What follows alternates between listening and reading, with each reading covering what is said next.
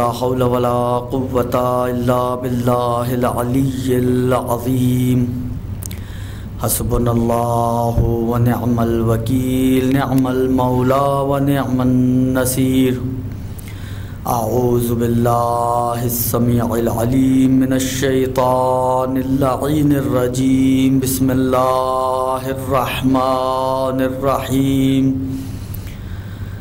الحمد لله الذي لا يبلغ مدحته القائلون ولا يحصي نعماءه العادون ولا يؤدي حقه المجتهدون الذي لا يدركه بعد الهمم ولا يناله غوث الفتن الذي ليس لصفته حد محدود ولا نعت موجود ولا وقت معدود ولا أجل ممدود فطر الخلائق بقدرته ونشر الرياح برحمته ثم الصلاة والسلام والتحية والإكرام على أشرف النبيين وخاتم المرسلين سيدنا ونبينا ومولانا أبي القاسم محمد صلى الله عليه محمد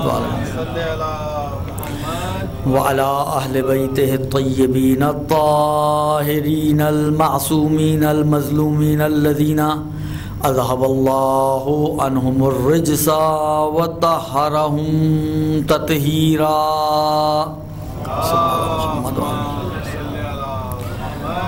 لا سيما على الامام المنتظر والحجة الثاني عشر ولعنة الدائم على اعدائهم اجمعين من الآن الى قيام يوم الدين اما بعد فقد قال الله تبارك وتعالى في كتابه الكريم وقوله الحق وهو أصدق القائلين بسم الله الرحمن الرحيم إنما يريد الله ليذهب عنكم الرجس أهل البيت ويطهركم تطهيرا صلى الله عليه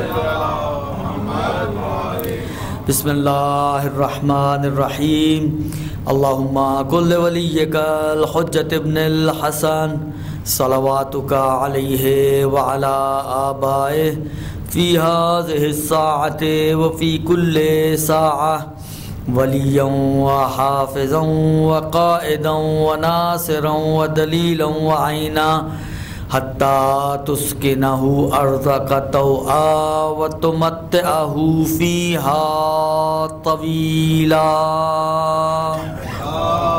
صلی اللہ علیہ محمد وعلی محمد وعلی. عزیزان محترم، آج آخری بات آپ کی خدمت میں عرض کرنا ہے اور یہ موضوع بھی مکمل ہو جائے گا اور جو باتیں آپ کی خدمت میں پیش کرنا چاہتا تھا کچھ حد تک وہ آپ تک منتقل ہو جائیں گی. کل میں نے آپ کی خدمت میں عرض کیا کہ پروردگار عالم نے ان اہل بیت کو ہمارے لیے ہادی قرار دیا، ہماری ہدایت کے لیے، ہماری رہنمائی کے لیے، اور کیونکہ یہ ہمارے ہادی قرار پا رہے ہیں اس لیے پروردگار عالم نے ان کو علم و حکمت و خصوصیات کے اعتبار سے اپنا مظہر قرار دیا. کل بات یہ آئی تھی کہ اہل بیت سے مراد کیا ہے. میں نے عرض کیا کہ آئے تطہیر کے اعتبار سے بھی اور دوسری مباحثے کے مورد کو دیکھ لیں آپ یا اور دوسری آیات کو آپ ملاحظہ فرمائیں تو بہرحال چار ہستیاں جو پیغمبر کے علاوہ پنجتن کی ہستیاں ہیں وہ تو قطعی طور پہ شامل ہیں، یعنی ان کے ظاہری اعتبار سے، اور باقی جو ائمہ ہیں وہ بھی قطعی طور پر شامل ہیں ان دوسری روایتوں کی وجہ سے جو میں نے کل آپ کی خدمت میں کچھ اشارے کیے. اب ایک اعتراض بعض لوگ کرتے ہیں، اس کا میں جواب دے دوں آج اور زحمت تمام، اور وہ یہ کہ دیکھیں ہم نے کہا کہ اہل بیت کے اندر علی و فاطمہ و حسن و حسین و تسعۃ من اولاد الحسین یا تسعۃ من صلب الحسین یہ سب شامل ہیں. سب سے مشکل مرحلہ ہضم کرنے کے اعتبار سے اور اس بات کو قبول کرنے کے اعتبار سے وہ یہ ہے کہ چلیں جی فاطمہ اہل بیت ہو جائیں اس لیے کہ وہ اولاد رسول خدا میں سے ہیں، حسن و حسین اہل بیت ہو جائیں وہ ان کی بعد کی نسلیں ہیں، باقی ائمہ اولاد میں سے ہو جائیں وہ ان کی بعد کی نسلیں ہیں. یہاں یہ سلسلہ تو سمجھ میں آ جاتا ہے لوگوں کو، اس میں اتنا قیل و قال نہیں ہوتا کہ فاطمہ کیسے ہو گئیں جی اہل بیت رسول میں سے، یا حسن و حسین اور اولاد حسین اہل بیت رسول کیسے ہو گئے، کیونکہ یہ بات بہت روشن ہے روایتوں کے اعتبار سے بھی، اور اہل سنت بھی مانتے ہیں کہ رسول خدا کی نسل بہرحال جناب فاطمہ زہرا سے آگے بڑھی ہے. تو اس میں تو کوئی اعتراض نہیں ہے اور اشکال نہیں ہے، لہذا اس حصے کو تو ماننا ان کے لیے نسبتاً آسان ہو جاتا ہے، اگرچہ ان کے لیے تو وہاں پہ بھی مشکلات بہت ہیں، لیکن ظاہری اعتبار سے میں عرض کر رہا ہوں. لیکن جو اصل مسئلہ آتا ہے وہ یہ مسئلہ آتا ہے کہ یہ امیر المومنین علی ابن ابی طالب علیہ الصلوۃ والسلام کیسے اہل بیت رسول میں شامل ہو گئے، وہ اہل بیت رسول کا حصہ کیسے ہو گئے، کیونکہ وہ تو اولاد نہیں ہے، داماد تو اہل بیت نہیں ہوا کرتا، تو علی کیسے اہل بیت ہو گئے. دیکھیں حال اب کیسے ہو گئے یہ تو اللہ ہی بہتر جانتا ہے کیسے ہو گئے، تو اللہ کے جو کام ہے وہ اللہ ہی بہتر سمجھتا ہے. ہمیں صرف اتنا معلوم ہے کہ یہ بات اجماع مفسرین کے ساتھ ثابت ہے کہ جب آیت تطہیر نازل ہوئی جس میں خاص اہل بیت کا لفظ استعمال ہوا ہے انما یرید اللہ لیذھب عنکم الرجس اہل البیت، اس وقت علی بہرحال اس چادر کے نیچے موجود تھے، علی اس وقت اس چادر کے نیچے موجود تھے. اب میں کئی دفعہ یہ بات عرض کر چکا ہوں کہ بہرحال قرآن بھی عربی زبان میں ہے، پروردگار عالم کی عربی، اس کی گرامر، یہ سب ہم سے بہت اچھی ہیں، اصلا کمپیریزن ہی نہیں ہے. ہماری تو بالآخر زبانیں صرف چلتی اس وجہ سے کہ ہم مخلوق ہیں اور اس نے ہمیں قوت اور طاقت دی ہے گویائی کی تو چلا لیتے ہیں، وَإِلَّا اب کیسے اللہ نے اطلاق کیا یہ تو اللہ ہی بہتر سمجھتا ہے نا کہ کیسے اس نے اہل بیت بنا دیا علی کو. لیکن ایک کراس چیک کا طریقہ ہمارے پاس ہے، ایک کراس چیکنگ کا طریقہ ہمارے پاس ہے کہ ہم یہ چیک کر سکتے ہیں کہ آیا واقعاً علی اہل بیت میں سے ہیں یا نہیں ہیں. تو وہی آج آپ کی خدمت میں مجھے عرض کرنا ہے. میں ایک روایت کی طرف پہلے بھی اشارہ کر چکا ہوں اور بعض جگہوں پہ اس کی کچھ بات بھی آئی تھی، مثل اہل بیتی کا مسئلہ سفینۃ نوح، یہاں پہ بھی اہل بیت کا لفظ استعمال ہوا ہے. دیکھیں ایک جگہ جب ہم نے طے کر لیا کہ شریعت کی نگاہ میں یا قرآن اور روایت کی ٹرمینالوجی کے اعتبار سے اہل بیت کون ہیں، تو اب جہاں پہ بھی اہل بیت کا تذکرہ آئے گا اس کا مطلب یہ ہے کہ یہ مراد ہیں.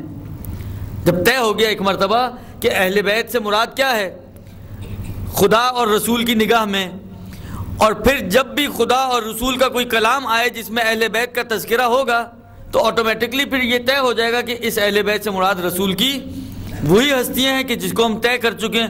ہاں اگر کسی جگہ پہ کوئی اور مراد ہوگی تو اب یہ اللہ کو یا اللہ کے رسول کی ذمہ داری بنتی ہے کہ وہ اس کے اوپر تنبیہ کریں، سامنے والے کو متنبہ کریں، اس کو آگاہ کریں کہ دیکھو بھئی قرار تو یہ تھا لیکن اس جگہ پر یہ نہیں، یہ مراد ہے. جیسے نارمل عام محاورات کے اندر اور بات چیت کے اندر یہ چیزیں ہوتی ہیں.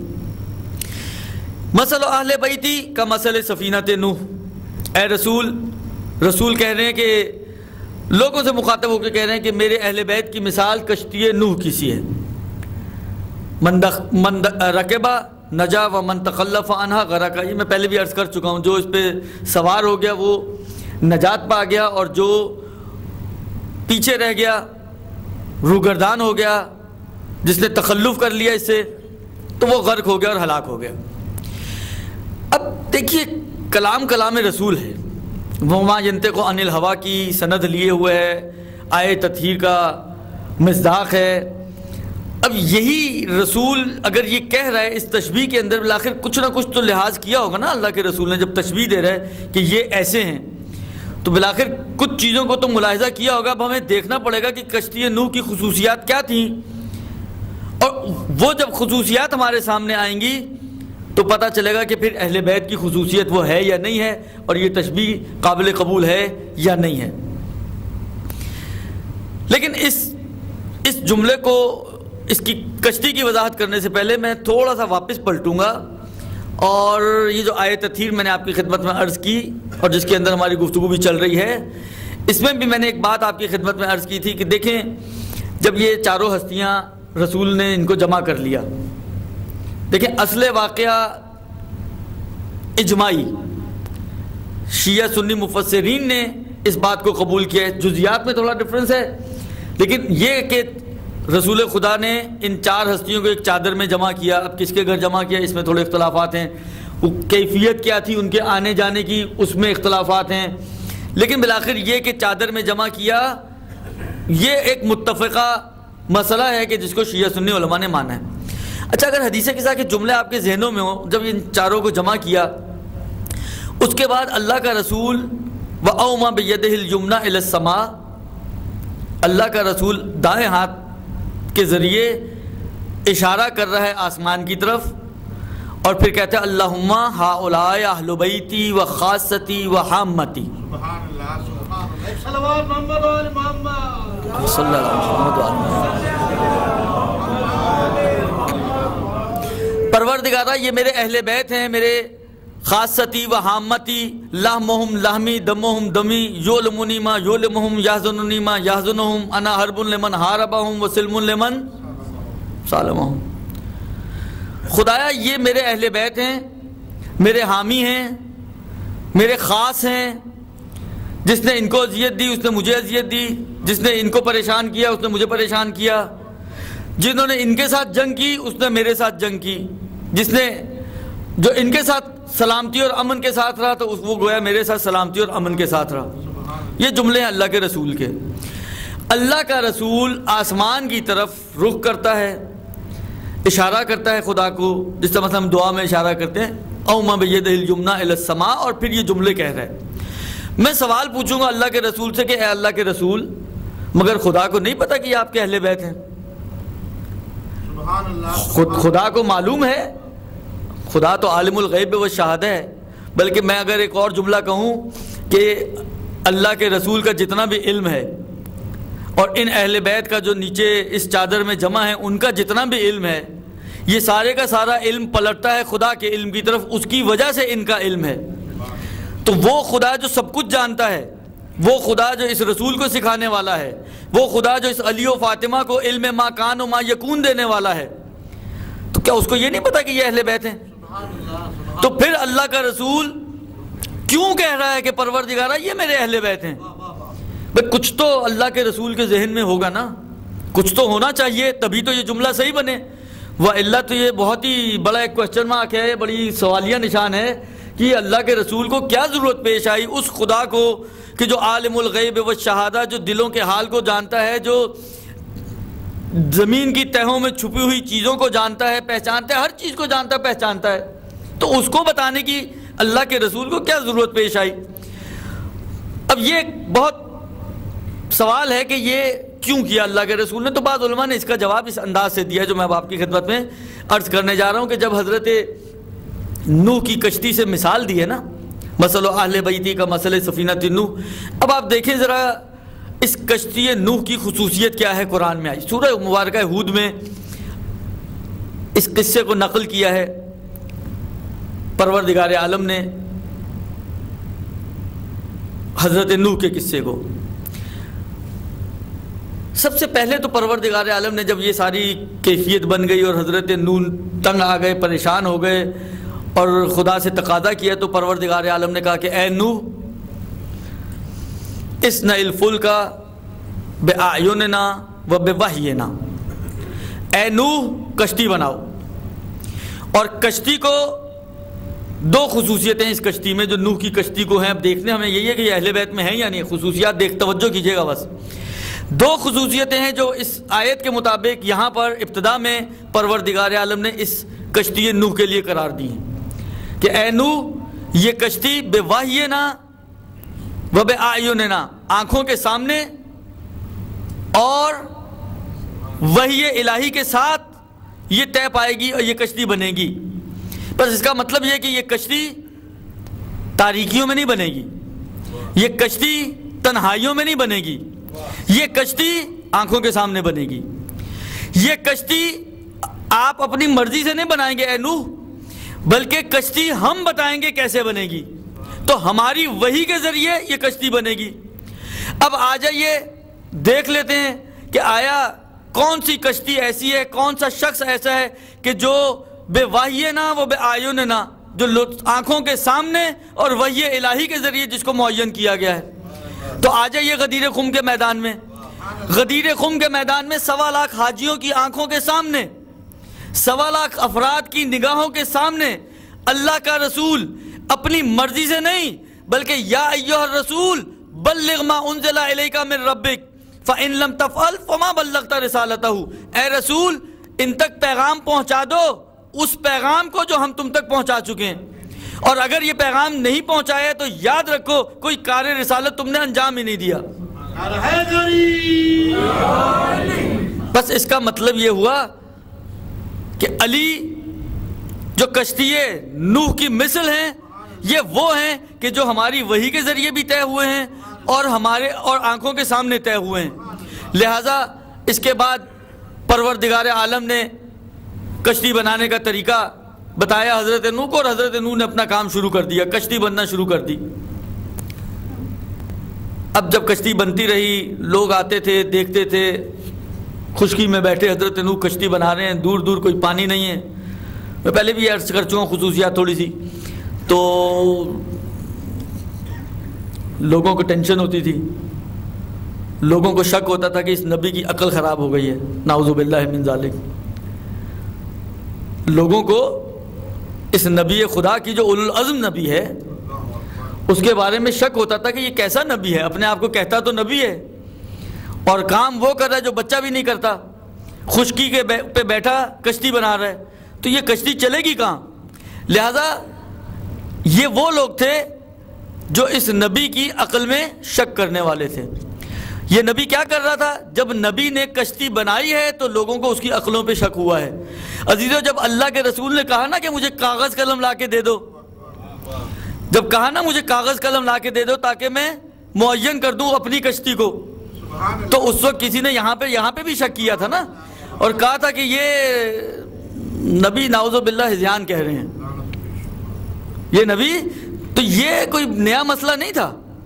یہ ایسے اطراف نبی میں بہت سے لوگ ہوا کرتے ہیں کہ جن کو نبی کے کام اگر سمجھ میں نہ آئیں تو نبی کی عقل پہ شک ہونا شروع ہو جاتا ہے. ایک درود بھیج دے محمد و آل محمد پر.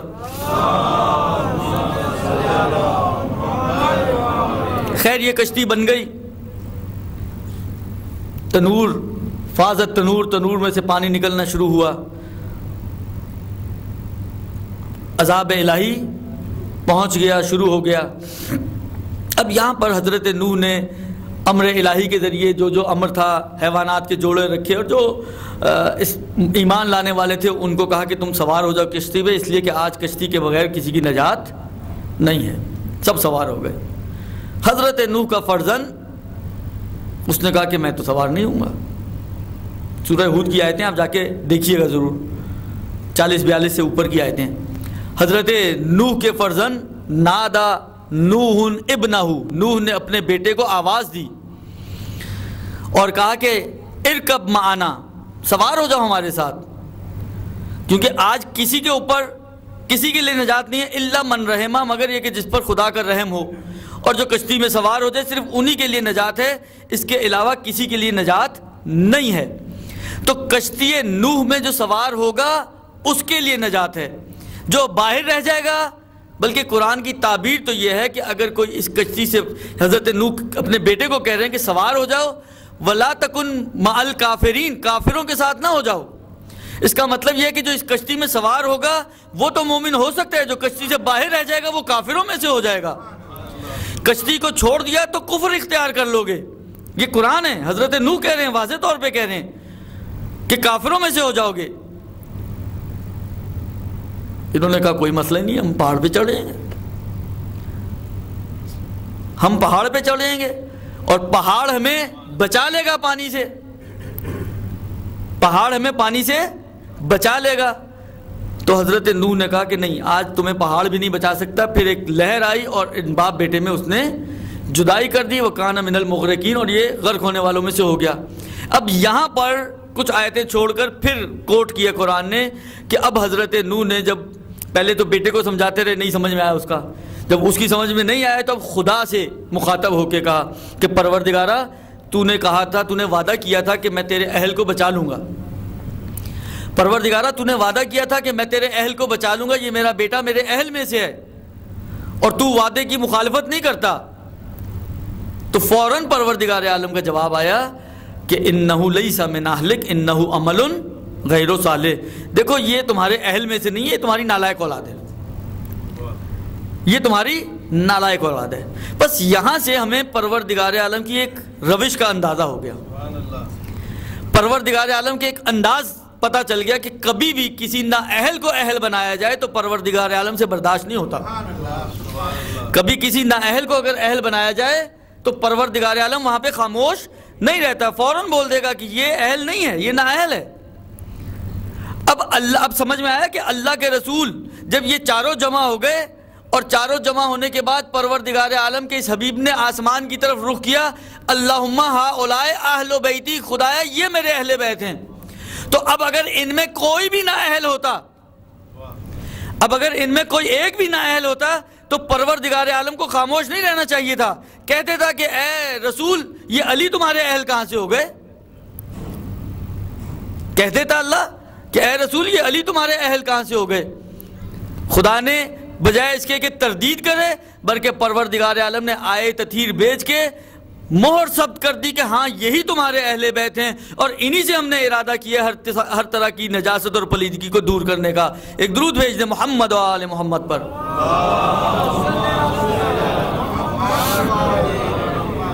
تو یہ اگر اس طریقے سے بھی آپ چیک کریں تو احساس ہو جاتا ہے اور اندازہ ہو جاتا ہے کہ یہ علی اہل بیت کا حصہ ہیں، چاہے اولاد میں سے نہیں ہے رسول کی، لیکن بالآخر اہل بیت شمار ہوئے ہیں۔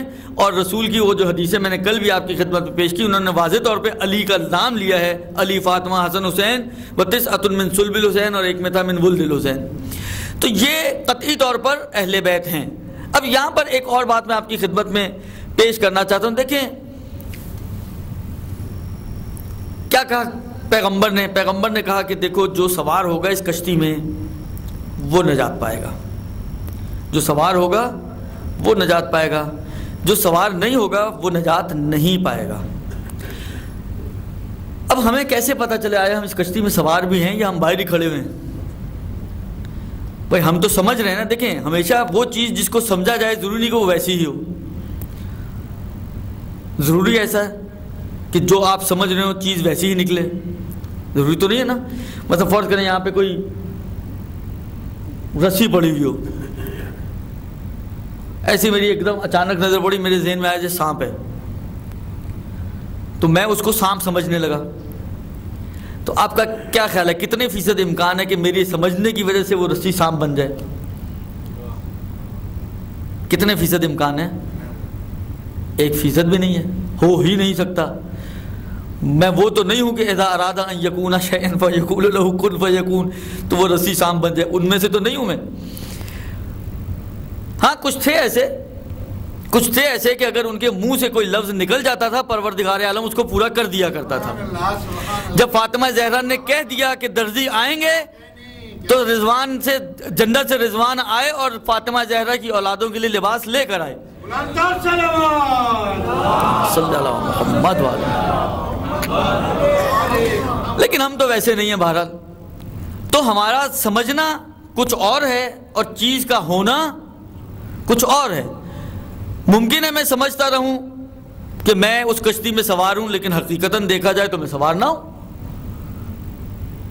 اب کوئی طریقہ ہے جس سے ہمیں احساس ہو سکے کہ واقعاً ہم کشتی میں سوار ہیں یا سوار نہیں ہیں؟ میں ایک مثال دینا چاہتا ہوں تاکہ واضح ہو جائے کہ صورتحال کیا ہے، یعنی واقعاً ہم اپنے آپ کو چیک کر پائیں گے یا نہیں کر پائیں گے۔ دیکھیں اب یہاں سے تو بالآخر یہ مثال ایسی ہے کہ آپ لوگ جو گاڑیاں چلاتے ہیں یا جو گاڑیوں میں سفر کرتے ہیں تو فیل کر سکتے ہیں اس بات کو جو میں آپ کی اس خدمت میں پیش کرنا چاہ رہا ہوں۔ گاڑی ہو یا کشتی ہو فرق نہیں پڑتا، بات ایک ہی ہے، یہ چیک کرنے کے لیے کہ ہم آیا اس میں سوار ہیں یا سوار نہیں ہیں، فارمولہ ایک ہی ہے، کرائٹیریا ایک ہی ہے۔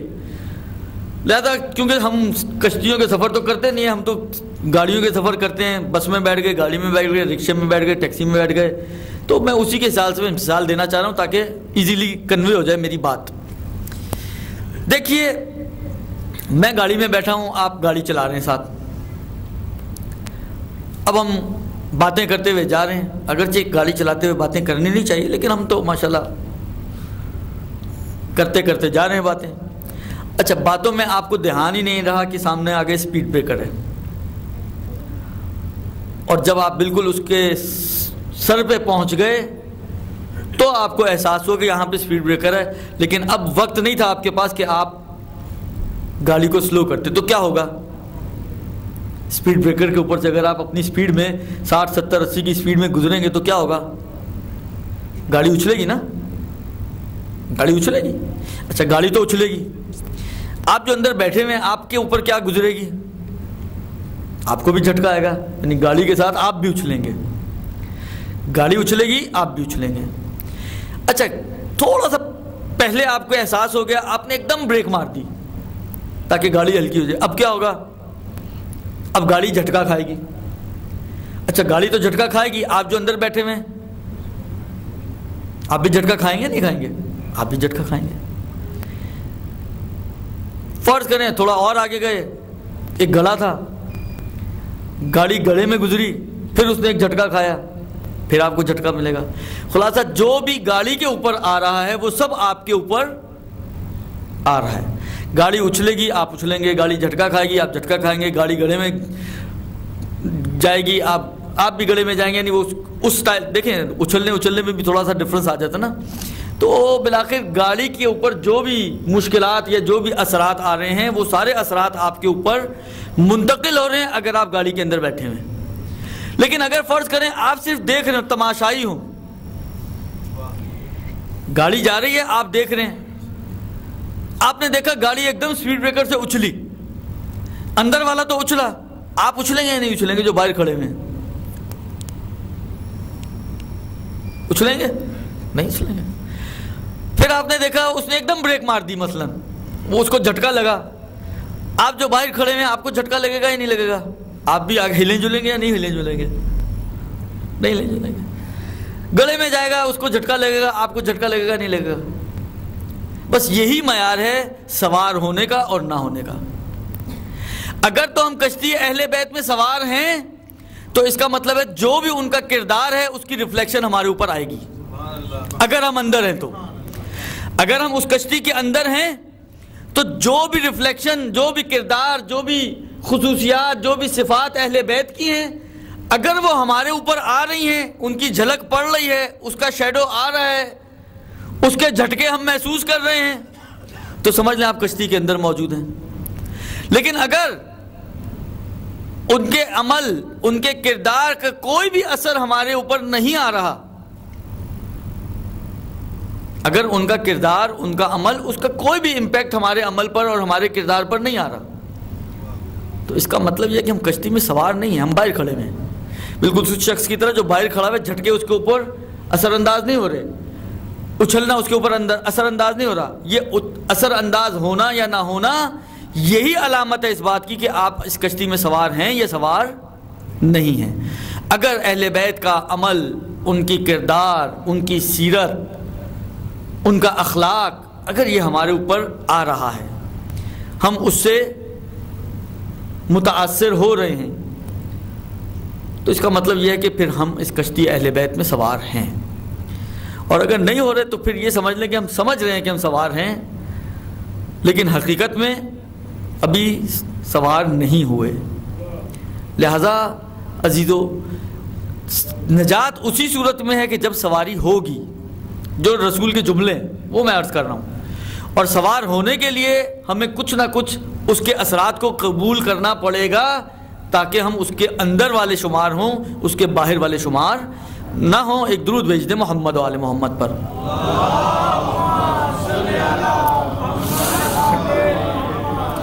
اب جب یہاں تک بات ہو گئی، یہ اہل بیت اطہار جو معدن الرسالہ ہیں، کل میں نے عرض کیا تھا کہ میں آپ کی خدمت میں عرض کروں گا کہ معدن الرسالہ کس اعتبار سے، رسالت تو رسول کے اوپر آتی ہے نا، تو یہ کیسے معدن الرسالہ ہو گئے؟ معدن کہتے ہیں کان کو، یہ رسالت کی کانیں۔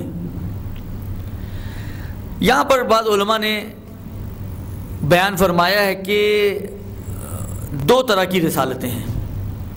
ایک وہ رسالت ہے کہ وحی کو لینا خدا سے اور لوگوں تک منتقل کرنا، یہ تو مخصوص ہے اولو العزم انبیاء کے ساتھ، وہی حاملان وحی ہوا کرتے ہیں، تو یہ تو انہی کا کام ہے. لیکن ایک رسالت یہ ہے کہ پروردگار عالم نے اپنے بعض خاص بندوں کو اسی رسالت کو لوگوں تک پہنچانے کی ذمہ داری لگائی ہے. لہذا میں نے پہلے بھی عرض کیا تھا، جب سورہ برات دی گئی ہے تو جبرائیل امین آئے ہیں اور جبرائیل امین نے آ کے کیا کہا تھا؟ یا اے رسول خدا، یا آپ اور رجل من کا، یا آپ میں سے کوئی ہو جو جا کے اس کام کو انجام دے. تو یہ جو رجل من کا ہیں، جن کی ذمہ داری ہے کہ وہ رسول کی ذمہ داریوں میں شریک ہو جائیں اور رسول کی ان ذمہ داریوں میں ان کی مدد کریں، یہی وہ افراد ہیں جو معدن الرسالت اسی اعتبار سے قرار پاتے ہیں. اسی اعتبار سے یہ معدن الرسالت قرار پاتے ہیں کہ یہ رسول کی رسالت میں، کار رسالت میں شریک ہیں، رسول کی ذمہ داریوں میں شریک ہیں. جس طرح رسول کی ذمہ داری ہے لوگوں تک وہی پہنچانا، اسی طریقے سے باذن اللہ اور خدا کی اذن سے ان کو بھی پروردگار عالم نے اس رسالت کو انجام دینے کی اجازت دی ہے. لہذا یہ معدن الرسالہ ہیں. یہ مختلف الملائکہ ہیں، ملائکہ ان کے اوپر نازل ہوتے ہیں. یعنی عجیب مرحلہ ہے. کسی نے آ کے ساتویں امام موسیٰ کاظم علیہ الصلوۃ والسلام سے سوال کیا، کہا کہ مولا میں آپ پہ قربان ہو جاؤں، ہم تک یہ خبر پہنچی ہے تب لوگوں ان الملائکہ تنزل بکا، کہ ملائکہ آپ پہ نازل ہوتے ہیں. دیکھو اس کو بھی تھوڑا سا تعجب ہو رہا تھا، کیونکہ عام طور پہ جو معاشرے کے ذہن میں ہے یہی ہے کہ ملائکہ تو انبیاء پر آتے ہیں. تو سوال کرتا ہے یہ بھی تعجب سے کہ مولا آپ پر ہم نے سنا ہے کہ آپ پر ملائکہ نازل ہوتے ہیں. تو مولا نے جواب بھی دیا اور دلیل بھی دی.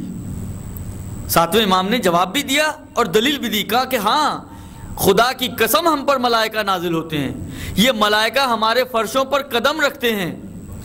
اور کہا کہ تم نے کیا اس آیت کی تلاوت نہیں کی کہ ان الذین قالوا ربنا اللہ ثم استقاموا تتنزل علیہم الملائکہ، وہ لوگ جو یہ کہتے ہیں کہ اللہ ہمارا رب ہے اور پھر اس پر کاربند رہتے ہیں، پابند رہتے ہیں، اس پر ڈٹے رہتے ہیں، تو تتنزل علیہم الملائکہ، اس کے اوپر ملائکہ نازل ہوتے ہیں.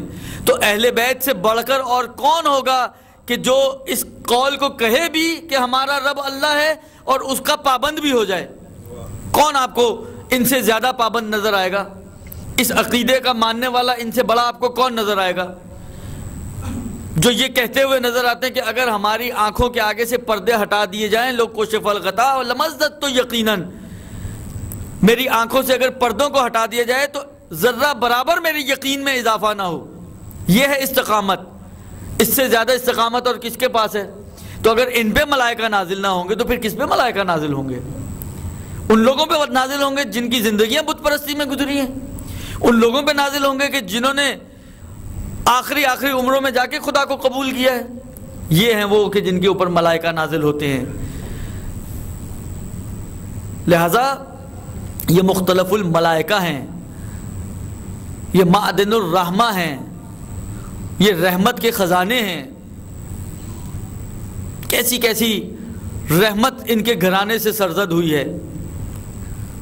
یعنی واقعاً کس میں اتنا جگر ہے کہ اپنے بھائی کے قاتل کو بھی اگر آ جائے تو اس کی مہمان نوازی کرے؟ یہ ہے معدن الرحمہ، کہ بھائی کا قاتل بھی اگر سامنے آ جائے تو کیونکہ مہمان بن کے آئی، وہ ان کی مہمان نوازی تھی. جب وہ جاننے لگا اس نے یہی کہا تھا نا کہ مولا لگتا ہے آپ نے پہچانا نہیں. کہا کہ یہ کیسے ہو سکتا ہے کہ میں اپنے بھائی کے قاتل کو نہ پہچانوں؟ یہ کیسے ہو سکتا ہے میں تمہیں نہ پہچانوں؟ پہچانتا ہوں، لیکن وہ تمہارا ظرف تھا، وہ تمہاری مہمان نوازی تھی. یہ ہمارا ظرف ہے، یہ ہماری مہمان نوازی ہے. ایک درود بھیج دیں محمد و آل محمد پر.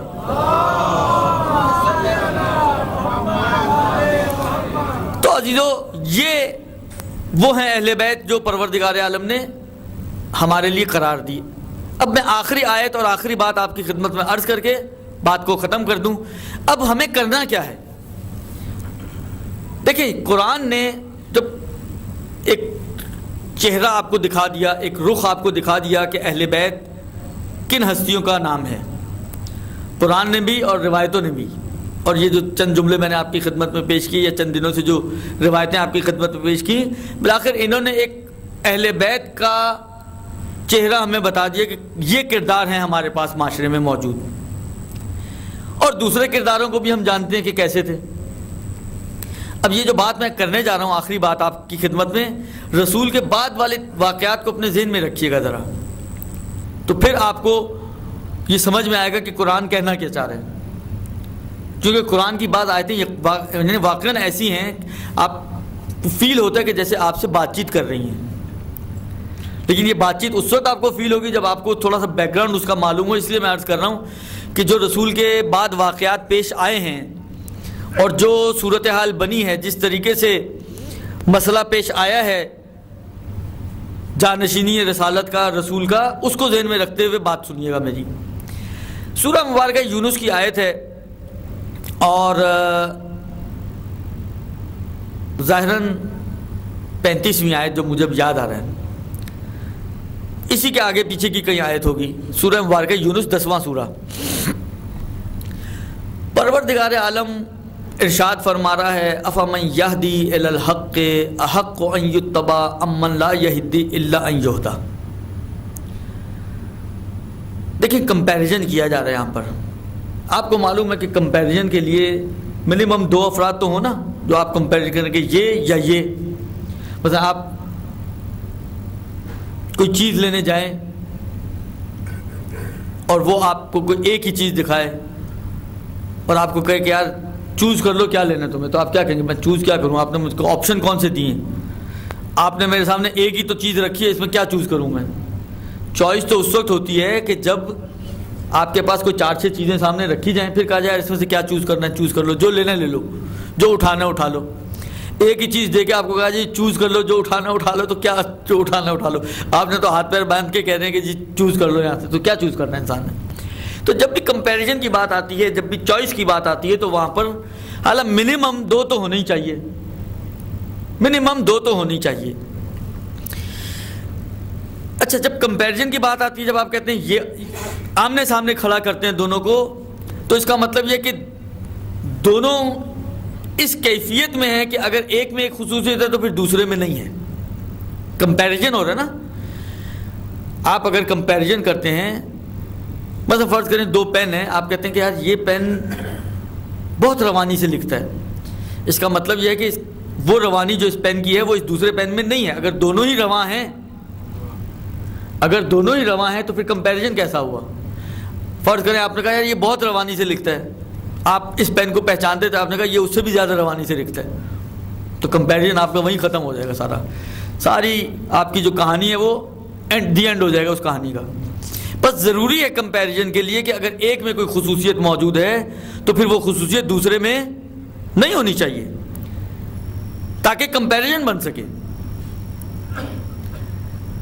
اب قرآن کیا کہہ رہا ہے؟ قرآن کہہ رہا ہے کہ افمن یہدی الی الحق احق ان یتبع امن لا یہدی الا ان یہدی۔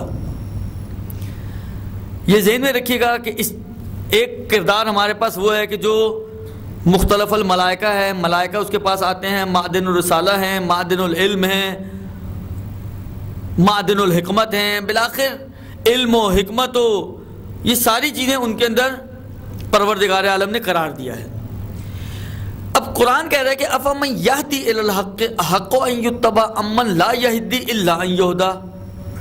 اچھا، یہاں پر قرآن نے خود بھی کوئی کومنٹ نہیں دیا، فیصلہ اتنی کلیئر چیز ہے کہ قرآن کہتا ہے کہ فیصلہ تمہیں خود ہی کرنا ہے کہ تم کہاں جاؤ گے۔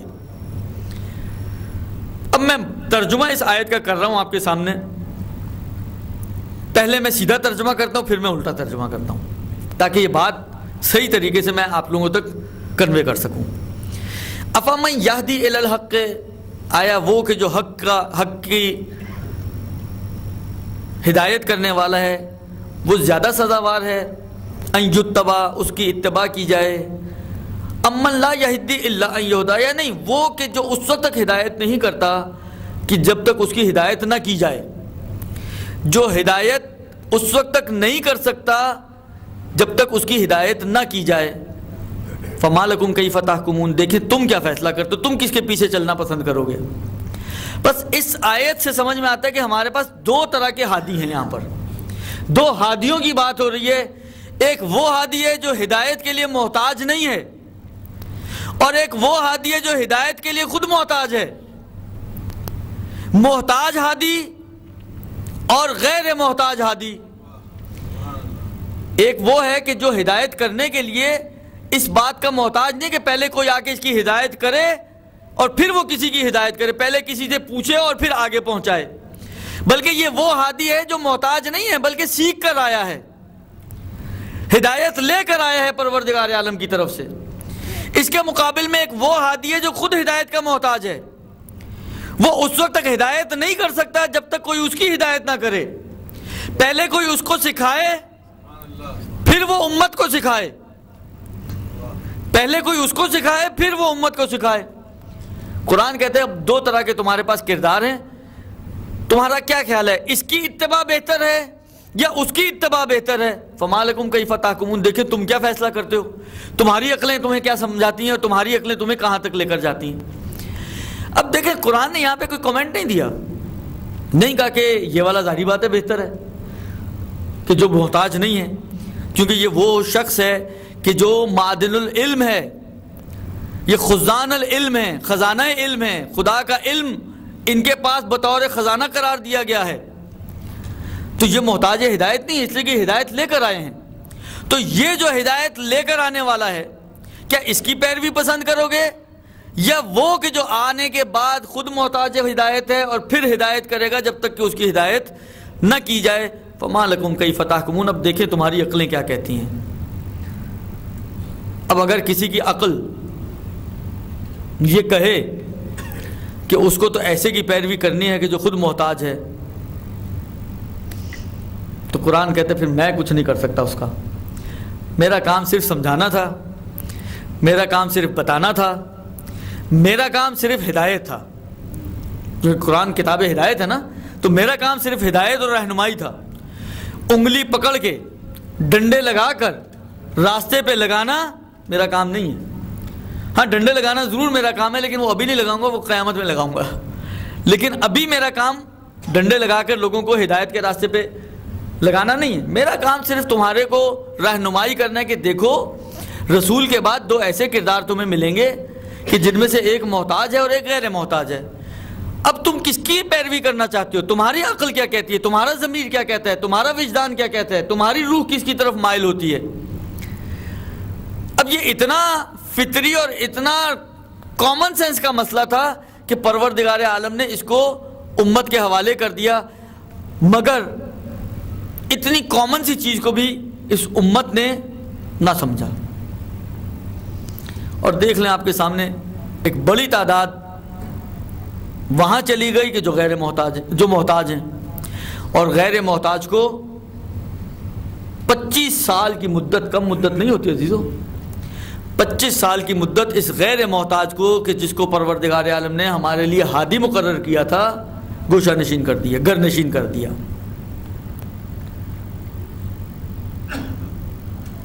یہ ظلم ہوا ان افراد کے ساتھ, سب سے پہلا ظلم کہ امت نے ان افراد کو کہ جن کو پروردگار عالم نے غیر محتاج بنایا تھا, ہادی بنا کر بھیجا تھا, سکھا کر بھیجا تھا, پڑھا کے بھیجا تھا, فضائل کا کے اعتبار سے با کمال اور با فضیلت بنا کر خلق کیا, جن کے چھوٹے اور بڑے میں کوئی فرق نہیں تھا. یہ چھوٹے ہوں تب بھی علم و معرفت کی اسی منزل پر ہیں کہ اگر بڑے ہوں تب بھی اسی منزل پر ہیں. مگر امت نے کیا کیا؟ جب امت نے ایسے با کردار افراد کو چھوڑ دیا تو آپ خود سوچیں پھر امت کس پستی میں چلی جائے اور کس پستی تک پہنچ جائے, وہ سب کم ہے. اگر ہم نے ان کرداروں کو کہ جو انک لعلی خلق عظیم کے مالک تھے, اس کے وارث تھے, جو رحمت للعالمین کے وارث تھے, اگر ہم ان کرداروں کو لے لیتے, یقین مانے اصلا معاشرے کی کیفیت یہ نہ ہوتی جو اس وقت معاشرہ دلدلوں میں پھنسا ہوا ہے, گناہوں میں غرق ہے. برائیوں میں غرق ہے یہ معاشرہ. ہم کہنے کو اپنے آپ کو مسلمان بولتے ہیں, کہنے کو اپنے آپ کو مومن بولتے ہیں, مگر کون سا عمل ہمارا مسلمانوں والا اور مومنوں والا ہے؟ عمل کے میدان میں ہم کہاں کھڑے ہیں؟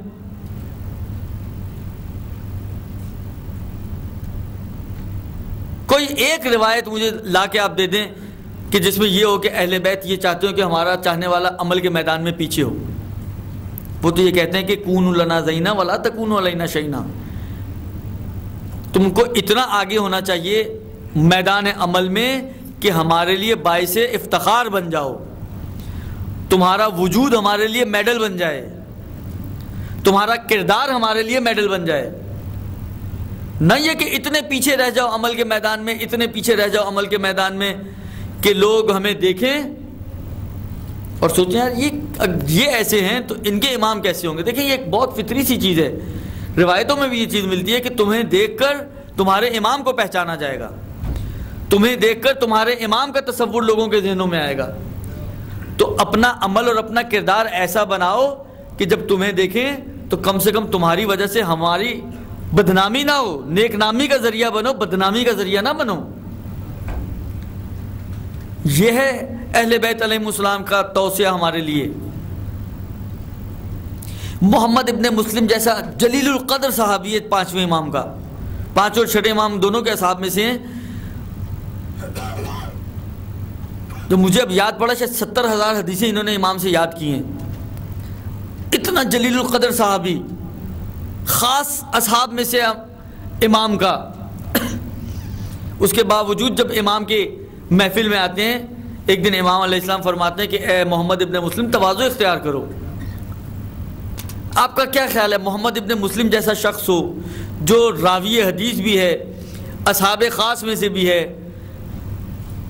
امام کے ساتھ اٹھنے بیٹھنے والا شخص ہے, آپ کا کیا خیال ہے تواضع نہیں ہوگا اس کے پاس؟ مگر اس کے باوجود امام علیہ السلام اس کو کہہ رہے ہیں کہ تواضع اختیار کرو.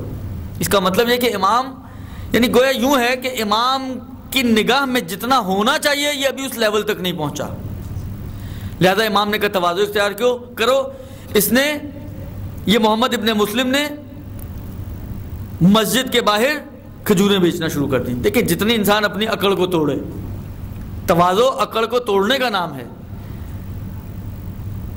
تو یہ ایسے ایسے اصحاب, اس کے باوجود امام چاہتے ہیں کہ اور اگلی منزل تک انسان ترقی کرے, اگلی منزل تک ترقی کرے, جتنا اپنے کردار اور اپنے عمل کو بہتر بنا سکے. یہ توقع ہے ائمہ کو ہم سے. دیکھیں ائمہ کہیں یا نہ کہیں, بہرحال اگر ہم اپنے آپ کو ان ائمہ سے وابستہ کرنا چاہتے ہیں اور ان ائمہ سے ریلیٹ کرنا چاہتے ہیں تو بہرحال ہمارا عمل اور کردار ائمہ کے مطابق ہونا چاہیے, چاہے امام کہیں چاہے نہ کہیں, چاہے ہم سے مطالبہ کریں یا نہ کریں. ہمیں خود اس بات کا لحاظ کرنا چاہیے. دیکھیں جب آپ ایک سٹیٹس پہ پہنچ جاتے ہیں, سوشل سٹیٹس کی بات کر رہا ہوں, جب آپ ایک لیول پر ہو جاتے ہیں, بہت ساری چیزیں ایسی ہیں کوئی آپ کو آ کے کہتا نہیں کہ یار دیکھو یہ کام نہ کرنا یا یہ حرکت نہ کرنا. انسان خود اپنے ذہن سے سوچتا ہے کہ یار اب جس جگہ پر میں بیٹھا ہوا ہوں, جس لیول پر میں موجود ہوں, اب اس لیول اور اس سٹیٹس پہ آ کے مجھے بعض خرابیاں اپنی دور کرنی ہوں گی, بعض اپنی حرکتوں کو سدھارنا ہوگا, اپنے عمل کو بہتر بنانا ہوگا تاکہ اس سٹیٹس کے لیول پر میرا عمل آ جائے. یہ کوئی سکھاتا نہیں ہے, یہ پٹیاں کوئی پڑھاتا نہیں ہے. یہ جو اللہ نے عقل ہمیں دی ہے نا, یہ خود عقل ان چیزوں کی طرف ہماری رہنمائی کرتی ہے کہ اب آپ یعنی یہ تو بہت معاشرے کی کامن سی چیز ہے. آپ دیکھیں معاشرہ مثلا ایک شخص تھا جو پہلے بہت ہی لو پروفائل پہ کام کرتا تھا, پروردگار عالم نے اس کا ہاتھ پکڑ لیا, اس کا اچھا کاروبار ہو گیا. آپ کا کیا خیال ہے اس کے رویے میں, اس کے رہن سہن میں, ان کی ساری چیزوں میں چینج آتا ہے یا نہیں آتا؟ آتا ہے نا. جو حرکتیں پہلے اس لیول پر رہتے ہوئے وہ کر سکتا تھا, اب وہ خود فیل کرتے کہ مجھے وہ نہیں کرنی چاہیے. اب اس کے اندر سے آواز آتی ہے کہ اب میرے کو یہ حرکتیں اب زیب نہیں دیتی. بس یہی صورتحال ہماری ہونی, ہمارے اندر سے آواز آنی چاہیے عزیزو. یہ دل کی آواز ہونی چاہیے ہماری کہ ہم جب اپنے آپ کو علی کا ماننے والا کہتے ہیں، ہم جب اپنے آپ کو علی کا چاہنے والا کہتے ہیں، ہم جب اپنے آپ کو حسین کا عزادار کہتے ہیں، تو آیا ایک حسین کے عزادار کو یہ چیز زیب دیتی ہے مطلب وہ گانے سنے؟ آیا حسین کے عزادار کو یہ چیز زیب دیتی ہے کہ وہ بے پردہ ہو کے سڑکوں پہ گھومے؟ آیا زینب کی چادر کو رونے والی کوئی خاتون، کوئی مومنہ کیا سزاوار ہے کہ وہ خود بے پردہ ہو کے بازاروں اور سڑکوں پہ گھومے؟ یہ ہمارے دل سے آواز نکلنی چاہیے عزیزو۔ یہ جب تک دل سے یہ آوازیں نہیں نکلیں گی، اس کا مطلب یہ کہ ہمارا رابطہ کمزور ہے اہل بیت سے۔ یہ جتنا گہرا ہوگا، میرا اپنا خیال عقیدہ یہ ہے کہ یہ رابطہ جتنا گہرا ہوگا اتنا زیادہ آپ کا دل آپ کو فورس کرے گا کہ آپ جو ہے اپنے کردار کو اہل بیت کے مطابق بناؤ۔ جتنا آپ کا گہرا تعلق بنے گا، وابستگی جتنی ہوگی، یہ اس کے اوپر آپ کی دل پر اثر کرے گی ہے۔ اور جس دن آپ کے دل سے یہ آوازیں آنا شروع ہو جائیں عزیزو، جس دن ابھی بھی آتی ہیں، تو خدا کا شکر ادا کریں کہ پروردگار عالم نے آپ کو اس لیول پر پہنچایا کہ آپ کا اہل بیت کے ساتھ بہت گہرا رابطہ ہے۔ جس دن جس کے دل سے نہیں اٹھتی آواز، جس دن اس کے دل سے اٹھے، سمجھے آج آپ کا صحیح سگنل آپ کا کلیئر ہوا اور آپ کا ایک رابطہ برقرار ہوا ہے۔ یہ سب سے بڑی علامت ہے ہمارے پاس۔ ابو ذر اور مقداد ان کے دل کی آوازیں تھیں عزیزو۔ سلمان ان کے دل کی آواز تھی۔ ان کو کسی نے بٹھا کر کان پکڑ کے نہیں بولا کہ تم نے سلمان بننا ہے تو تمہیں یہ سب کچھ کرنا پڑے گا۔ سلمان بننے کے لیے انہوں نے یہ سب کچھ نہیں کیا، یہ سب کچھ کرنے کے بعد وہ سلمان کی منزلت پہ پہنچے ہیں۔ وہ جو مقام جو سلمان 10 درجوں کے اوپر فائز ہیں اور ابو ذر 9 درجوں پہ فائز ہیں اور مقداد 8 درجوں پہ فائز ہیں وغیرہ وغیرہ، یہ درجات جو ان کو ملے ہیں اس عمل کے اور اس اہل بیت کی اپنے اندر جھلک پیدا کرنے کے نتیجے میں ملے ہیں یہ درجات۔ اور ان درجات کے ملنے کے بعد سلمان محمدی بنا اور منا اہل البیت بنا ہے۔ ہم بھی بن سکتے ہیں عزیزو، ہم بھی بن سکتے ہیں۔ سلمان اور ہمارے میں کیا فرق ہے؟ کوئی فرق نہیں ہے، صرف فرق یہ کہ وہ بن چکے تھے اور ہم ابھی بننا چاہتے ہیں۔ تو ٹھیک ہے، میدان جس طرح ان کے لیے کھلا تھا، میدان آپ کے لیے بھی کھلا ہے۔ جس طرح پروردگار عالم نے ان کو ایک انسان اور بشر خلق کیا ہے، آپ کو بھی ایک انسان اور بشر خلق کیا ہے۔ جو عقل ان کو دی ہے وہ عقل آپ کو بھی دی ہے، جو روح ان کے پاس تھی وہ روح آپ کے پاس بھی ہے۔ ساری چیزیں آپ کے پاس بھی موجود ہیں۔ دنیا میں ان کو بھی چانس ملا، دنیا ہی کے ذریعے وہ ان مقامات تک پہنچے، ان کو بھی چانس ملا، دنیا میں خدا نے آپ کو بھیج کر آپ کو بھی چانس دیا۔ اب یہ میرا اور آپ کا کام ہے کہ ہم ان کمالات کو جو پروردگار عالم نے ہمارے اور آپ کے لیے قرار دیے ہیں، جو میں نے آپ کی خدمت میں آیت عرض کی کہ اگر کوئی شخص اتنا مضبوط ہو جائے اپنے عقیدے میں کہ صرف کہے نہیں ربنا اللہ، بلکہ ثم استقاموا، پھر استقامت کے ساتھ اس کے اوپر ڈٹا رہے، جو مشکل آ جائے، جو پریشانی آ جائے، جو نعمت مل جائے، نہ نعمتیں اس کو خدا کے راستے سے ہٹا سکیں، نہ پریشانیاں اس کو خدا کے راستے سے ہٹا سکیں۔ اگر وہ ڈٹ جائے خدا کے اوپر تو تتنزل علیہم الملائکہ، یہ ملائکہ اس پر بھی نازل ہوں گے۔ میں ایک روایت آپ کی آخری چھوٹی سی روایت ہے، وہ روایت پیش کر کے تاکہ یہ میری بات مکمل ہو جائے کہ یہ آیت اگرچہ امام نے پیش کی تھی، 7ویں امام نے، کہ تم نے یہ آیت نہیں سنی کہ ملائکہ نازل ہوتے ہیں، لیکن یہ آپ پر بھی نازل ہو سکتے ہیں۔ لیول اپنا اوپر لے کر جائیں۔ کسی نے 8ویں امام امام علی رضا علیہ الصلوۃ والسلام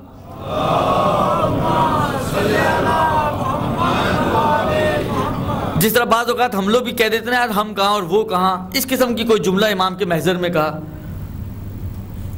کہ ہم کہاں اور وہ کہاں، ہم کہاں اور وہ تقوی کے جو ائمہ کا تقوی، پروردگار عالم نے امام رضا علیہ السلام نے اس کو ایک جملہ کہا، صرف ایک جملہ کہا کہ تم کیا سمجھتے ہو ہماری اور خدا کی کوئی رشتہ داری ہے؟ اور خدا نے ہمیں اس رشتہ داری کی وجہ سے نوازا ہے۔ اب سمجھانے کے لیے امام کہہ رہے ہیں اگرچہ یہ ہو نہیں سکتا، لیکن سمجھانے کے لیے امام فرما رہے ہیں کہ اگر تم تقوی میں ہم سے بھی آگے بڑھ جاؤ تو پروردگار عالم تمہیں بھی یہ مقام و مرتبہ عطا کر دے گا۔ یہ اور بات ہے کہ نہیں بڑھ سکتے، لیکن اگر ہی ہے لو کان فیہما آلہۃ الا اللہ، اگر دو خدا ہوتے، نہیں ہو سکتے ہیں، لیکن سمجھانے کے لیے خدا بولتے کہ اگر ہوتے تو نقصان ہوتا، کچھ پیدا نہ ہو سکتا، کچھ خلق نہ ہو سکتا، دنیا ہی تباہ ہو جاتی۔ یہاں پہ بھی امام سمجھانے کے لیے کہہ رہے ہیں اگرچہ ممکن نہیں ہے کہ کوئی ہم سے آگے بڑھ جائے تقوی میں، لیکن اگر کوئی تقوی اختیار کرے اور تقوی میں ہم سے آگے بڑھ جائے تو پروردگار عالم یہ مقام و مرتبہ جو ہمیں حاصل ہے یہ آپ کو بھی عطا ہو سکتا ہے۔ چلے ہم بڑھ تو نہیں سکتے، ہم اس لیول تک بھی نہیں پہنچ سکتے، لیکن ہم اس تقوی کی جھلک تو اپنے اندر پیدا کرنے کی کوشش کریں عزیزو۔ ہم تھوڑی سی کوشش تو کریں کہ ہمارا عمل اور ہمارا کردار اہل بیت کے ساتھ میچ کرنا شروع ہو۔ جس دن میچ کرنا شروع ہو گیا، جس دن یہ جھلک ہمارے اندر پیدا ہو گئی، جس دن ہمارا قلبی ارتباط اہل بیت کے ساتھ مضبوط ہو گیا عزیزو، تو سمجھیں آپ اس کشتی میں اب سوار ہو گئے، اور جب جیسے ہی سوار ہو گئے نجات، یہ کشتی میں سواری، اس کشتی کا رکوب ضمانت دیتا ہے نجات کی، یہ یاد رکھیں۔ بس عزیزو، اہل بیت اس دنیا میں نمونہ عمل کے طور پہ ہمارے لیے بھیجے گئے۔ کل کو کوئی آ کے یہ نہ کہہ سکے کہ دین پر عمل کرنا تو بہت مشکل کام تھا، ممکن ہی نہیں تھا۔ پروردگار کہے گا کہ دیکھو یہ تمہارے سامنے اتنے افراد موجود ہیں جن کی زندگیاں نمونہ تھیں، کس طریقے سے انہوں نے دین پر اور قرآن پر اور خدا کے فرمان پر اپنی جانیں قربان کر دیں اور ان پر عمل کیا ہے۔ شب عاشور امام مظلوم مہلت لے رہے ہیں، کس چیز کی مہلت لے رہے ہیں؟ عبادت کے لیے۔ ایک دن اور مل جائے عبادت کا، ایک رات اور خدا کی عبادت ہو جائے۔ اور مقاتل کے مطابق اس رات خیام حسینی سے ایسی بنبناہٹ کی آوازیں تھیں جیسی مکھیوں سے کی بنبناہٹ کی آواز ہوتی، کہیں پہ تسبیح، کہیں پہ تحلیل، کہیں پہ صلاۃ، کہیں پہ عبادت، کہیں پہ سجدہ۔ ایک عجیب منظر تھا خیام حسینی کا اور اصحاب حسینی کا۔ بس ارباب رضا، واقعاً بہت سخت مرحلے ہیں، بہت مشکل مراحل ہیں اہل بیت کے لیے۔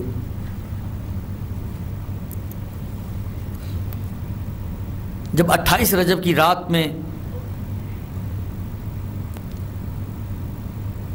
بلایا ہے امام کو ولید نے، امام گئے ہیں اس کے پاس اور جا کے کہا کہ تم کیا چاہتے ہو؟ اس نے کہا کہ اس طرح حاکم شام کا انتقال ہو گیا اور اس کا بیٹا تخت پہ بیٹھا، اور اس طریقے سے اس نے بیعت کا مطالبہ کیا، جو میں نے درمیان میں بھی بات عرض کی۔ امام نے وہی جملہ کہا، یہ چیزیں رات کی تاریکیوں میں طے نہیں ہوتی، بیعت رات کی تاریکی والا مسئلہ نہیں ہے، یہ دن کی روشنی میں طے ہوگا، دن میں بلانا پھر بات کریں گے۔ خیر امام آ گئے، گھر تشریف لے آئے، آ کے زینب کو کہہ دیا کہ دیکھو بہن زینب، اب یہ مدینہ رہنے کے قابل نہیں ہے، ہمیں جانا ہے۔ اگلا دن نمودار ہوا، حسین نے اعلان کر دیا کہ سب جائیں گے، ساری اولادیں جائیں گی، سارے گھر والے جائیں گے، صرف فاطمہ صغرا نہیں جائے گی۔ ارباب اگر ایک باپ کی کئی اولادیں ہوں نا، کچھ کو دے کچھ کو نہ دے، مثلا 5-6 اولادیں فرض کریں، 3 کو دے 3 کو نہ دے، تب بھی جن کو نہیں مل رہا ان کو صبر آ جاتا ہے، کیونکہ وہ اکیلے نہیں ہیں، 2 اور کو بھی نہیں ملا، ایک سوچے گا اس کو بھی نہیں ملا، اس کو بھی نہیں ملا، صبر کر سکتے ہیں۔ لیکن اگر یہ باپ 5 کو دے اور 1 کو نہ دے تو اس اولاد سے تحمل کرنا آسان نہیں ہوتا عزیزو۔ اب آپ سوچئے، حسین کہہ رہے ہیں کہ میری ساری اولادیں جائیں گی، نہیں جائے گی تو فاطمہ صغرا نہیں جائیں گی، تو اب اس مرحلے پہ آپ صرف تصور کریں فاطمہ صغرا کے دل کی کیفیت کیا ہوگی، فاطمہ دل کی حالت کیا ہوگی، کتنی تڑپ رہی ہوگی یہ بچی کہ ارے بابا سب کو لے کے جا رہے ہیں، مجھے نہیں لے کے جا رہے، ایسا کیا خطا ہو گئی مجھ سے، ایسا کیا قصور ہو گیا میرے سے کہ بابا سب کو تو لے کر جا رہے ہیں مگر مجھے نہیں لے کے جا رہے۔ اور بابا ایک مرتبہ جب یہ قافلہ چلنے کے لیے تیار ہو گیا، حسین نے بیویوں کو بھی اعلان کیا کہ دیکھو کوئی صغرا کی سفارش لے کے میرے پاس نہ آئے۔ بیویاں بھی یہی چاہ رہی ہیں کہ کوئی ایسے مرحلے میں ہم نہ پھنس جائیں کہ ہم مجبور ہو جائیں، ایک طرف فاطمہ صغرا ہوں اور دوسری طرف حسین کا وہ فرمان ہو۔ بس ارباب اعضاء، ایک مرتبہ بیویاں آتی ہیں، فاطمہ صغرا کے سر پہ ہاتھ رکھتی ہیں، بیٹا خدا حافظ، اور اس سے پہلے کہ فاطمہ صغرا کچھ کہنے کے لیے لب کھولے وہ فوراً وہاں سے نکل جاتی ہیں تاکہ فاطمہ صغرا کہیں سفارش کا نہ کہہ دیں۔ فاطمہ صغرا ام رباب کے پاس آتی ہیں، آ کے کہتی ہیں کہ اے مادر گرامی، اب مجھے یقین ہو گیا کہ آپ لوگ جا رہے ہیں۔ ابھی تک میں نے 14 دن کے ہیں علی اصغر، کیونکہ فاطمہ صغرا بیمار تھیں، ابھی تک انہوں نے اس کو اپنی آغوش میں نہیں لیا۔ آ کے کہتی ہیں کہ اے مادر گرامی، ابھی تک میں نے اپنے چھوٹے بھائی کو اپنی آغوش میں نہیں لیا، اب مجھے یقین ہے کہ آپ لوگ جا رہے ہیں، تو کچھ دیر کے لیے میری آغوش میں دے دیں میرے بھائی کو۔ ارباب اعضاء، ایک مرتبہ رباب نے ننھے علی اصغر کو صغرا کے حوالے کر دیا۔ اب جیسے ہی صغرا نے اس بچے کو آغوش میں لیا نا، ایک مرتبہ اپنے ہونٹوں کو اس کے کان کے قریب کیا اور ایک جملہ کہا، اور عجیب جملہ کہا کہ کہا اے بھیا اصغر، دیکھو سب مجھے چھوڑ کے جا رہے ہیں کہ تم بھی مجھے چھوڑ کے چلے جاؤ گے۔ بس یہ جملہ سننا تھا۔ ایک مرتبہ ارباب اعضاء، علماء نے یہ جملہ لکھا ہے کہ یہ اصغر نے اس انداز سے اپنے آپ کو صغرا کے ساتھ چپکا لیا کہ اب کسی کی گود میں جانے کے لیے تیار نہیں ہے۔ جب امام نے کہا کہ بیویوں آ جاؤ، ایک مرتبہ رباب آگے بڑھی، کہا کہ اے بیٹا اصغر، چلو چلنے کا وقت ہو گیا ہے۔ اصغر صغرا کی گود سے نہیں آ رہا۔ ام لیلہ آگے بڑھی، بیٹا اصغر چلنے کا وقت ہو گیا ہے، بابا بلا رہے ہیں۔ نہیں آئے ام لیلہ کی آغوش میں۔ زینب آگے بڑھی، اے بیٹا اصغر جانے کا وقت ہو گیا ہے، تو کیوں کسی کی آغوش میں نہیں آتا، جب میری آغوش میں آ جا۔ اصغر زینب کی آغوش میں بھی نہیں آئے۔ دوسری طرف سے حسین مسلسل ارشاد فرما رہے ہیں کہ بیبیوں دیر ہو رہی ہے، ہمیں رات سے پہلے مدینہ چھوڑ دینا ہے۔ جیسے یہ آواز آئی، ایک مرتبہ زینب نے کہا کہ اے حسین کیا کریں، یہ اصغر صغرا کی آغوش کو چھوڑ نہیں رہا اور چلنے کے لیے تیار نہیں ہے، بس یہ جملہ سننا تھا۔ ایک مرتبہ حسین خیمے میں گھر میں تشریف لاتے ہیں، آگے بڑھ کے اصغر کے کان میں ایک جملہ حسین نے کہا کہ اے بیٹا اصغر، کیا کربلا کے دن 10 محرم کو تم میرے مجاہدوں میں قرار نہیں پانا چاہتے؟ تم میرے ساتھ جہاد کرنا نہیں چاہتے؟ بس یہ جملہ سننا تھا ارباب اعضاء۔ ایک مرتبہ اصغر جو ابھی تک کسی کی آغوش میں نہیں آیا، فوراً صغرا کی آغوش کو چھوڑ کر حسین کی آغوش میں آ گئے۔ ارباب اعضاء سب رخصت ہو گئے۔ اب اس بچی کے دل کی کیا کیفیت ہوگی؟ عصر عاشور ہے، ایک مرتبہ ام سلمہ سو رہی تھی کمرے میں، ساتھ والے حجرے میں صغرا موجود ہے۔ اچانک ام سلمہ نے خواب دیکھا کہ عصر کا وقت ہے، اور ام سلمہ خواب دیکھ رہی ہیں کہ رسول خدا اس پریشان حال میں خواب میں تشریف لا رہے ہیں کہ بال بکھرے ہوئے ہیں، بالوں میں خاک ہے، گریبان کھلا ہوا ہے، ایک مرتبہ آنکھوں سے آنسو جاری ہیں، پریشان حال ہیں۔ اور جیسے ہی ام سلمہ نے یہ پیغمبر کی یہ کیفیت دیکھی، ایک مرتبہ کہتی ہے کہ اے اللہ کے رسول، آپ کی کیا کیفیت ہے؟ کہا رہے میں کیا کہوں، حسین کربلا میں شہید کر دیا گیا۔ بس یہ جملہ سننا تھا۔ ایک مرتبہ آنکھ کھلی، آنکھ کھلنے کے بعد فوراً آگے بڑھتی ہیں، اس مٹی کو جو رسول خدا نے دی تھی آگے بڑھ کے اس شیشی کو جو لیا، جیسے ہی شیشی کو لیا دیکھا ایک مرتبہ اس شیشی میں مٹی کی بجائے خون جوش مار رہا ہے۔ ارباب اعضاء دوسرے کمرے سے صغرا کی آواز آئی، اے نانی مجھے میرے بابا کی خبر دیجئے، عجیب خواب میں نے دیکھا ہے جیسے صحرا ہے، صحرا میں ہمارے تمام گھر والوں کے لاشیں بکھرے ہوئے ہیں، مجھے میرے بابا کی خبر دیجئے۔ ابھی یہ جملہ کہہ رہی تھی، ایک مرتبہ دروازہ کھول کے جیسے ہی داخل ہوئی اچانک نگاہ اس شیشی پہ پڑی، کہا نانی اماں ارے اب کچھ بتانے کی ضرورت نہیں ہے، ارے میں سمجھ گئی کہ میں یتیم ہو گئی، میرا بابا مارا گیا۔ میں کہوں گا اے صغرا، ارے آپ یتیم ہوئی، آپ کا بابا مارا گیا، مگر آپ کو کسی نے تماچے تو نہیں لگائے، آپ کے کرتے کا دامن تو نہیں جلا ہوا، آپ کی بالیوں کو تو نہیں چھینا ہوا، مگر ہائے وہ کربلا کی یتیمہ، ارے کربلا میں جیسے ہی حسین کو شہید کیا گیا، ارے خیموں کا رخ کیا گیا، بیویوں کی چادریں لوٹی گئیں، ارے ننھی سکینہ کی بالیاں لوٹی گئیں، چہرے پہ تماچے لگائے گئے، ایک مرتبہ دامن میں آگ لگی ہے۔ محمد ابن مسلم کہتا ہے میں نے دیکھا شام غریبہ میں ایک ننھی سی بچی ہے جس کے کرتے کے دامن میں آگ لگی ہے، میں نے چاہا کہ اس کے کرتے کے دامن کی آگ بجھا دوں، میں نے آگے بڑھ کے آگ بجھانا چاہا، ارباب اعضاء وہ بچی پیچھے ہٹ گئی، کہا خبردار کوئی نامحرم ہمیں ہاتھ نہیں لگا سکتا، اے شخص ایسا لگ رہا ہے تجھے ہم پہ رحم آ رہا ہے، صرف اگر رحم آ ہی رہا ہے تو صرف اتنا کر دے مجھے نجف کا بتا دے، نجف کس رخ میں؟ اس نے کہا ارے بی بی آپ کو نجف میں کیا کام ہے، وہاں کیا کرنا چاہتی ہیں؟ کہا بس مجھے تو نجف کا رخ بتا دے، ارے میرے دادا وہاں پر ہیں جو سب کے مشکل کشا ہیں، میں اپنے دادا کو پکاروں گی، اے دادا آئیے آ کے اپنی سکینہ کو مشکل کشائی کیجئے۔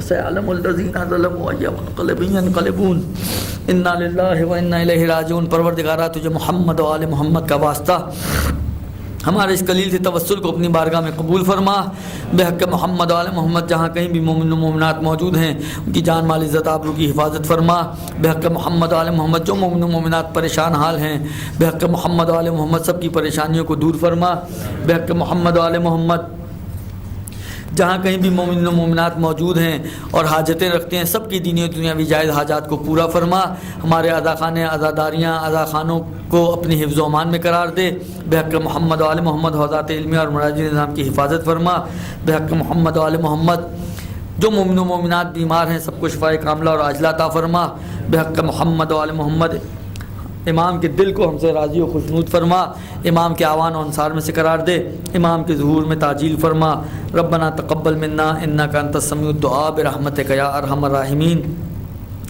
کراچی میں علمدار والنٹیئرز کے سیکریٹری قاسم علی محمد علی کا آج انتقال ہو گیا ہے۔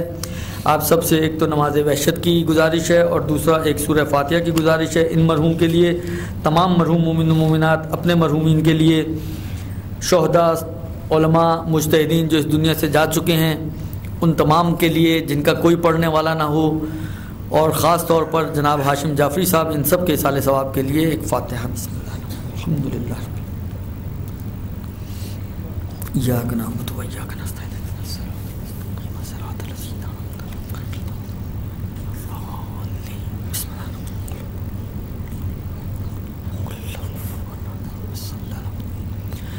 اللهم اغفر للمؤمنين والمؤمنات والمسلمين والمسلمات الأحياء منهم والأموات تابع اللهم بيننا وبينهم بالخيرات إنك مجيب الدعوات إنك على كل شيء قدير برحمتك يا أرحم الراحمين۔ ماتم حسین۔